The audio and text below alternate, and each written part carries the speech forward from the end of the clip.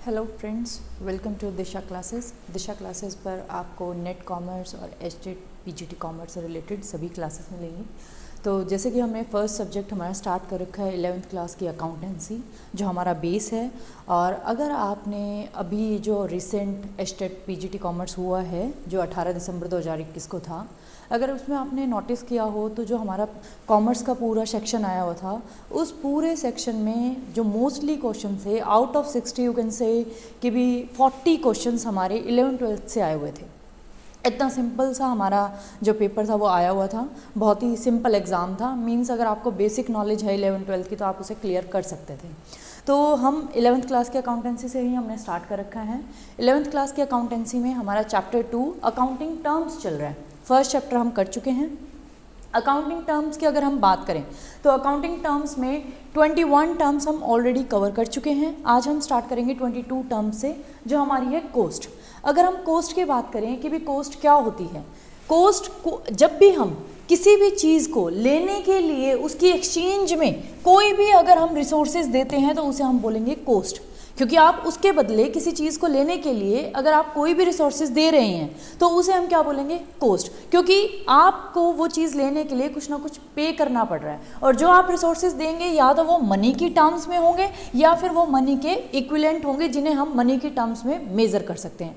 For example, आपने मुझसे chair purchase करी तो आप मुझे मनी दे के जाएंगे, मतलब आपने अपना रिसोर्स है, आपके पास मनी क्या है, एक रिसोर्स ही होता है हमारे पास, मतलब एक साधन है जिसे हम यूज़ कर सकते हैं अपनी नीड्स के लिए, अपनी वांट्स के लिए।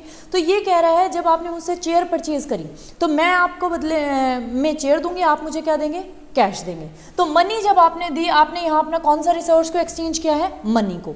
या फिर आप मुझसे चेयर लेके जा रहे हैं और आप मुझे बदले में टेबल देके जा रहे हैं, तो यहाँ आपने मुझे मनी का रिसोर्स प्रोवाइड नहीं करवाया, यहाँ आपने क्या किया है, मुझे मनी इक्विवेलेंट, जो एक टेबल आपने मुझे दिया है जिसकी एक मनी की टर्म्स में हम वैल्यू कैलकुलेट कर सकते हैं, वो आपने यहाँ फर्नीचर जो आपने मुझसे चेयर लिए उसके बदले में क्या किया है, एक्सचेंज। तो इसे हम बोलते हैं कोस्ट। अगर हम chartered institute of management accountants London की बात करें तो उनके अकॉर्डिंग क्या डेफिनेशन है, कोस्ट इज एक्सपेंडिचर। कोस्ट एक एक्सपेंडिचर है जो हम किसी भी चीज़ के लिए करते हैं, that is attributed to something. किसी भी गुड्स के लिए, सर्विसेज के लिए, किसी एक्टिविटी के लिए, तीन चीज़ें हम बोल रहे हैं। गुड्स के लिए भी आप कोस्ट, जो भी एक्सपेंडिचर कर रहे हैं उसे भी हम कोस्ट बोलेंगे। अगर आप कोई सर्विसेज ले रहे हैं, सर्विसेज के लिए भी जो आप कोस्ट मतलब एक्सपेंडिचर पे कर रहे हैं उसे भी हम कोस्ट बोलेंगे। और किसी एक्टिविटी के लिए भी अगर आप कुछ ना कुछ एक्सपेंडिचर कर रहे हैं तो उसे वो भी हमारे लिए क्या होगी, कोस्ट। तो एक्सपेंडिचर को इन्होंने, जो हमारी CIMA लंदन है, इन्होंने एक्सपेंडिचर को दो टाइप का बताया है, actual and nominal.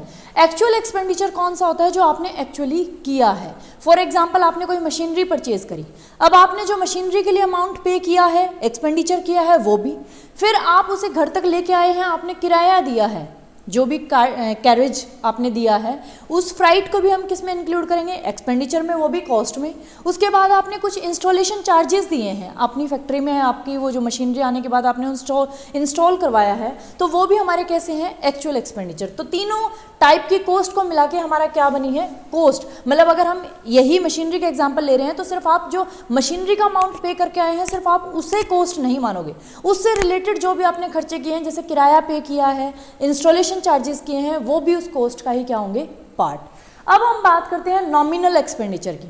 Nominal expenditure को क्या होता है, जो आपने एक्चुअल में पे नहीं किया। फॉर एग्जाम्पल, आप एक बिजनेस स्टार्ट कर रहे हैं, आपने उसमें कैपिटल लगाई, लेकिन उस कैपिटल पे आप क्या ले रहे हो, इंटरेस्ट। तो है तो वो आपकी, मतलब उस पर आपको कुछ नहीं करना पड़ा, आपकी कोई प्रॉपर्टी थी, आपकी एक बिल्डिंग थी, वहीं आपने अपना बिजनेस स्टार्ट किया है।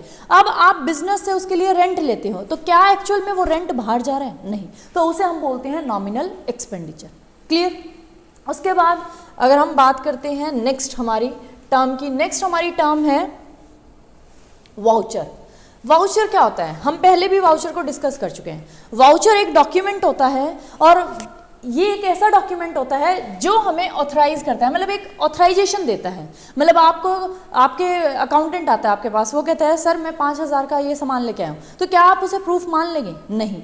वाउचर एक ऐसा डॉक्यूमेंट है जो आपको अथॉरिटी मतलब ऑथराइज कर देता है, पूरी श्योरिटी दे देता है कि भी आपको ये अमाउंट पे करना है।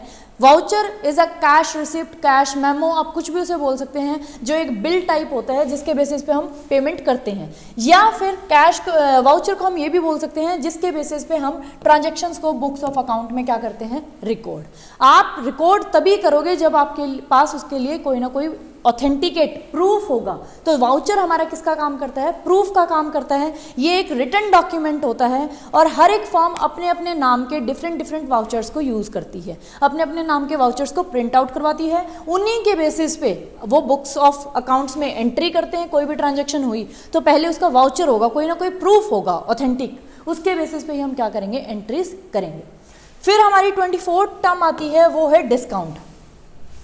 जैसे डिस्काउंट एक नॉर्मल सी टर्म है, जैसे ही हम कुछ भी लेने जाते हैं हम कहते हैं डिस्काउंट कितना दोगे, डिस्काउंट कितना दोगे। तो डिस्काउंट का मीनिंग क्या है, ये एक रिबेट या हम कह सकते हैं अलाउंस जो एक सेलर अपने कस्टमर को देता है, जो एक थोड़ा सा रिबेट कह सकते हैं या अलाउंस, मतलब कुछ टाइप का हम कह सकते हैं कि भी रिबेट देना, किसी को छूट दे देना, उसे हम बोलेंगे डिस्काउंट, जो एक सेलर देता है।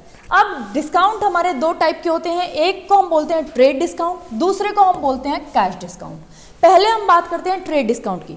ट्रेड डिस्काउंट होता है कोई भी फिक्स्ड परसेंटेज, अगर आप अपना जो भी कैटलॉग प्राइस है या आपका जो लिस्टेड प्राइस है सेलर का, मान लो सेलर का कोई एक प्रोडक्ट है, मान लो एक बुक लेनी है आपको। अब जो ये बुक है इसका एक तो कैटलॉग प्राइस होगा या लिस्टेड प्राइस होगा, वो मान लो 1000 रुपये है।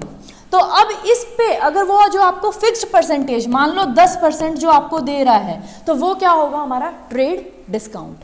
कैटलॉग प्राइस पे या जो उसका लिस्टेड प्राइस होता है उस पे अगर सेलर आपको फिक्स्ड परसेंटेज, जैसे हमने बात करी है 10%, अगर फिक्स्ड परसेंटेज आपको कुछ रिबेट दे रहा है तो उसे हम बोलते हैं ट्रेड डिस्काउंट। और ट्रेड डिस्काउंट को हम बुक्स ऑफ अकाउंट में एंटर नहीं करते, इसकी कोई भी एंट्री नहीं होती। अब अगर हम बात करें तो ये बुक आपको जो 1000 रुपये की है, अगर इस पर 10% काट दिया जाए तो ये आपको कितने की पड़ेगी, 100 रुपये लेस कर दें हम इसमें से, तो ये हमें 900 की पड़ेगी। तो जो 900 रुपये हैं उसी से हम क्या करेंगे, बुक्स ऑफ अकाउंट में एंट्री करेंगे, ना कि 1000 से। और ना ट्रेड डिस्काउंट का कहीं भी जो ये हमने 100 रुपये डिस्काउंट के दिए हैं इसकी कोई एंट्री होगी। दूसरा हमारा आता है कैश डिस्काउंट। अब ये जो कस्टमर को इसने 900 रुपये की बुक दी है, वो बोलता है मैं 1 या 10 दिन या 12 दिन के बाद आपकी पेमेंट करूंगा, उधार पे लेके गया। तो इस बंदे से, इस कस्टमर से पैसे को जल्दी मंगवाने के लिए जो सेलर है कई बार कैश डिस्काउंट भी दे देता है। कैश डिस्काउंट का मतलब है अर्ली पेमेंट करवाने के लिए वो उसे बोलेगा कि भी अगर आप विद इन 1 वीक पेमेंट कर दोगे तो मैं आपको 10% का डिस्काउंट और दे दूंगा। अब अगर वो विद इन 1 वीक अगर ये पेमेंट करेगा तो उसे ये 10% का कैश डिस्काउंट मिलेगा। मतलब नाम से ही पता चल रहा है, जब आप कैश पे करेंगे तो आपको कैश में कुछ डिस्काउंट मिलेगा। क्लियर। अगर ये विद इन 1 वीक ये पेमेंट नहीं करता और 10 दिन जो हमारा 10 दिन का बोल के गया था, 10वें दिन या 11वें दिन हमारी पेमेंट करने आता है, तो इसे ये कैश डिस्काउंट नहीं मिलेगा। अब इसकी एंट्री बुक्स ऑफ अकाउंट्स में होगी। मान लो ये विद इन 1 वीक आ गया तो 900 का 10% अगर हम निकालें तो 90 रुपये बनेगा। और अब 900 में से 90 रुपये लेस करके 810 की एंट्री तो हम कर देंगे कैश में कि भी कैश हमारे पास आ गया। लेकिन उस बंदे से कितने लेने थे, 900 रुपये, तो उसको तो क्रेडिट 900 से करेंगे। मान लो राम था ये बंदा, तो राम को 900 से क्रेडिट कर दिया, कैश हमारे पास कितना है 810 का, तो 90 रुपये हम कहाँ डालेंगे, हमारे कैश डिस्काउंट में। तो इसकी एंट्री हमारी बुक्स में होती है। क्लियर। अब हमारी नेक्स्ट टर्म है जीएसटी। जीएसटी एक ऐसी टर्म है जो आज के टाइम में मुझे नहीं लगता कि भी किसी ने नहीं सुनी होगी। जीएसटी की अगर फुल फॉर्म की अगर हम बात करें तो जीएसटी की फुल फॉर्म है गुड्स एंड सर्विसेज टैक्स। जैसे कि आपको पता है जीएसटी तो अभी अप्लाई हुआ है हमारी कंट्री में, लेकिन इससे जीएसटी से पहले बहुत सारे इनडायरेक्ट टैक्सेस होते हैं। टैक्स दो टाइप के होते हैं, डायरेक्ट और इनडायरेक्ट। डायरेक्ट वो होता है जो एक पर्सन की इनकम पे लगता है और जिस पर्सन की इनकम पे लगा है वो डायरेक्टली गवर्नमेंट को पे करेगा, तो उसे हम बोलते हैं डायरेक्ट टैक्स। लेकिन इनडायरेक्ट टैक्स क्या होता है, जो गुड्स एंड सर्विसेज वगैरह पे लगता है और जो पे कर रहा है वो डायरेक्टली गवर्नमेंट को डिपॉजिट नहीं करवाएगा। एक बीच में मेडिएटर होता है जिसे हम बिजनेसमैन बोलते हैं। बिजनेसमैन किससे कलेक्ट करेगा, कस्टमर से। कस्टमर से कलेक्ट करने के बाद बिजनेस किसको पे करेगा, गवर्नमेंट को। इसलिए उसे बोला जाता है इनडायरेक्ट टैक्स। क्लियर। तो हमारी कंट्री में बहुत सारे इनडायरेक्ट टैक्सेस थे goods and service tax GST से पहले। जैसे कि भी हमारे एग्जाम्पल के लिए हमारे पास है सेल्स टैक्स, वैट था, value added tax, custom duties थी, एक्साइज थी, बहुत सारे टैक्सेस थे, इनडायरेक्ट टैक्सेस जो डायरेक्टली पे नहीं होते थे, इनडायरेक्ट थे, उनको मर्ज करके हमने एक टैक्स बना दिया जिसका नाम हमने क्या रख दिया, GST, goods and services tax. और जब भी हम परचेज करेंगे तो हमें जीएसटी पे करना पड़ेगा, हमने पे किया। लेकिन जब भी हम परचेज कर रहे हैं, मान लो मेरा बिजनेस है, मैंने कुर्सियां ली, 10 कुर्सियां ली आगे बेचने के लिए, तो जब मैं ये 10 कुर्सियां परचेज कर रही हूँ तो मुझे जीएसटी क्या करना पड़ेगा, पे, क्योंकि उस बंदे से जिससे मैं ले रही हूँ उसके लिए तो मैं क्या हूँ, कस्टमर, तो कस्टमर पे करेगा बिजनेसमैन को, बिजनेसमैन किसको पे करेगा, आगे गवर्नमेंट को। जब मैं इन 10 कुर्सियों को, अब जब मैंने खरीदी थी 10 कुर्सियां तो मैंने पे किया, लेकिन जब इन 10 कुर्सियों को मैं बेचूंगी तो एक बंदा आया 2 कुर्सियां लेने, मैंने उससे 2 का जीएसटी क्या कर लिया, कलेक्ट। जब हम सेल्स करते हैं तो हम जीएसटी को कलेक्ट करेंगे, कलेक्ट करके गवर्नमेंट को देंगे, और जब हम परचेज करते हैं तो हम जीएसटी को पे करेंगे जो बिजनेसमैन है उसको, और वो फर्दर क्या करेगा, गवर्नमेंट को पे करेगा। क्लियर। उसके बाद हमारी नेक्स्ट टर्म है एंट्री। एंट्री, अभी हम इतनी बातें, मतलब मैंने अभी शायद हमारा सेकंड चैप्टर ही चल रहा है, तो सेकंड चैप्टर के मतलब इतना चलते चलते हम 10 बार हम बोल चुके हैं कि भी कोई भी ट्रांजैक्शन होगी उसको हम एंटर करेंगे, या बुक्स ऑफ अकाउंट में एंट्री तभी होगी जब उसका कोई वाउचर होगा, ये हम एंट्री तब से करें। तो एंट्री की नॉर्मल सी डेफिनेशन क्या हो जाएगी, कोई भी ट्रांजेक्शन या कोई भी इवेंट जब हम उसे बुक्स में एंटर करते हैं, is recorded in the books of account is called entry. जब किसी भी ट्रांजैक्शन को या किसी भी इवेंट को जो आपके बिजनेस में हुआ है आप उसे बुक्स ऑफ अकाउंट में रिकॉर्ड करते हैं तो आप क्या बोलते हैं, एंट्री, कि भी हमने क्या कर दी, एंट्री। क्लियर। उसके बाद नेक्स्ट टर्म हमारी है बैड डेब्ट्स। बैड डेब्ट्स क्या होते हैं, अभी हमने एग्जांपल लिया था कि भी जो बंदा आपसे 1000 की बुक लेने आया था वो ट्रेड डिस्काउंट के बाद उसे 900 की पड़ रही थी, आपने उसे उधार पे दी थी कि विद इन 1 वीक अगर पेमेंट कर देगा तो तुझे कैश डिस्काउंट भी मिल जाएगा। अब ये हमारा क्या था, डेटर, जो हम पीछे हमने पढ़ा था, डेटर कोई भी ऐसा पर्सन जिसको हमने उधार पे माल दिया है।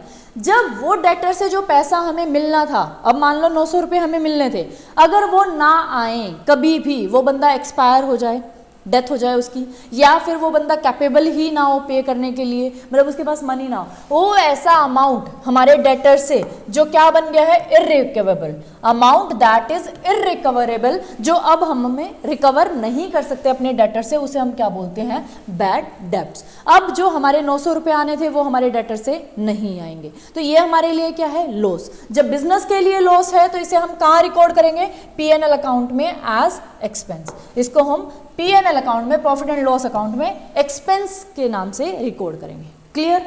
उसके बाद नेक्स्ट टर्म है हमारी इंसॉल्वेंट। इंसॉल्वेंट का मतलब होता है कोई भी पर्सन या फर्म, हम यहाँ सिर्फ फर्म की बात नहीं कर रहे, इंसॉल्वेंट किसे बोला जाता है, कोई भी पर्सन या कोई भी फर्म जब वो अपने डेब्ट्स को पे ना कर सके, वो ऐसी पोजीशन में ना हो कि भी जो उसने लोगों से उधार ले रखा है उसका पैसा रिपे कर सके, तो उसे हम बोलते हैं इंसॉल्वेंट। आपने राम से 100 रुपये लेने थे लेकिन वो ऐसी पोजीशन में नहीं है कि भी आपको 100 रुपये पे कर सकें, तो राम यहाँ क्या है, इंसॉल्वेंट। क्या बोला जाएगा, इंसॉल्वेंट। ऐसे ही कोई भी बिजनेस है, वो अगर वो बिजनेस अपने डेब्ट्स को, मतलब उसका लोन ले रखा है या कोई भी उसने उधार ले रखा है, उसको अगर पे नहीं कर पाता, ऐसी पोजीशन में नहीं है, तो उसे बोला जाता है इनसॉल्वेंट। इसका अपोजिट क्या होएगा, सॉल्वेंट। सॉल्वेंट क्या होता है, सॉल्वेंट का मतलब है जब हम, कोई भी पर्सन या कोई भी फर्म इस पोजीशन में है कि भी जो उसने पैसा लोगों से उधार ले रखा है उसको टाइम पे कर सके, इस पोजीशन में है, तो उसे हम बोलते हैं सॉल्वेंट। तो ये हमारी कुछ टर्म्स थी आज के लिए। नेक्स्ट एक पार्ट और बनेगा इस चैप्टर से रिलेटेड जिसमें हम नेक्स्ट रिमेनिंग टर्म्स को कवर कर लेंगे, फिर हमारे सेकंड चैप्टर भी अकाउंटिंग का क्या हो जाएगा, कंप्लीट। अगर आपको वीडियोस अच्छी लगती हैं तो दिशा चैनल को please like, share and subscribe करें, और जितना जितना हो सके शेयर करें, ताकि जिन बच्चों को नीड है उनकी भी हेल्प हो सके। Thank you.